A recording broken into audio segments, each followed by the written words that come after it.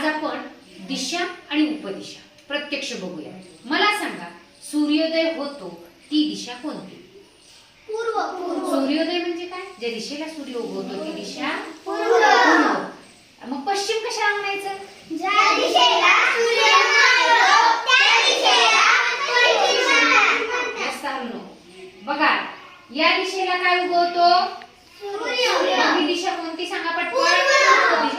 पश्चिम।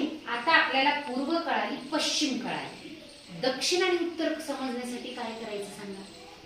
ज्या दिशेला सूर्य उगवतो त्या दिशेकडे तोंड करायचं। त्याच्या उजव्या हाताची दिशा कोणती सांगा? दक्षिण। आणि डाव्या हाताची दिशा उत्तर।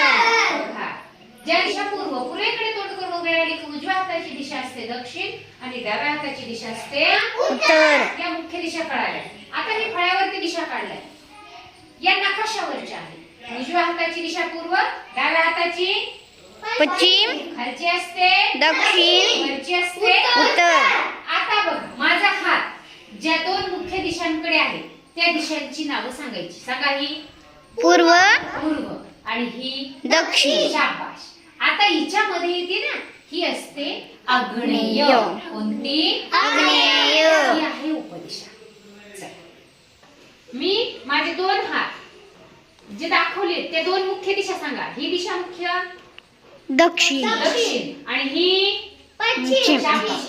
दक्षिण आणि पश्चिम मध्ये येते ती उपदिशा कोणती बरं? नैऋत्य। पुन्हा मी दोन हात दोन मुख्य दिशेकडे केलेले आहेत। सांगा, ही दिशा पश्चिम आणि ही दिशा उत्तर। उत्तर। त्याच्यामध्ये येते ते बघा, आग्नेय, नैऋत्य, ही दिशा वायव्य। मी ज्या दोन मुख्य दिशेकडे हात केले, चला ही दिशा सांगा आणि ही दिशा सांगा पूर्व, याच्यामध्ये येते ती उपदिशा कोणती सांगा? आग्नेय झालं, नैऋत्य ते झालं, वायव्य झालं, ईशान्य। बघा, जेव्हा आपल्याला चार मुख्य दिशा कळतात की नाही, जेव्हा चार मुख्य दिशा कळतात तेव्हा चारही उपदिशा आपल्याला कळतात। बरोबर आहे? मुख्य दिशा किती मग? चार। चला पटपट सांगा। पूर्व, पूर्व, पश्चिम, दक्षिण, उत्तर। आणि आता उपदिशा सांगा।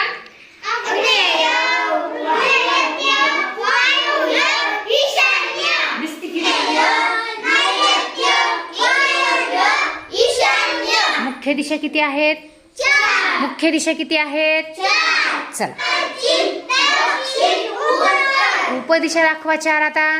आग्नेय, नैऋत्य, वायव्य, ईशान्य। छान, कळलं? मुख्य दिशा आणि उपदिशा समजल्या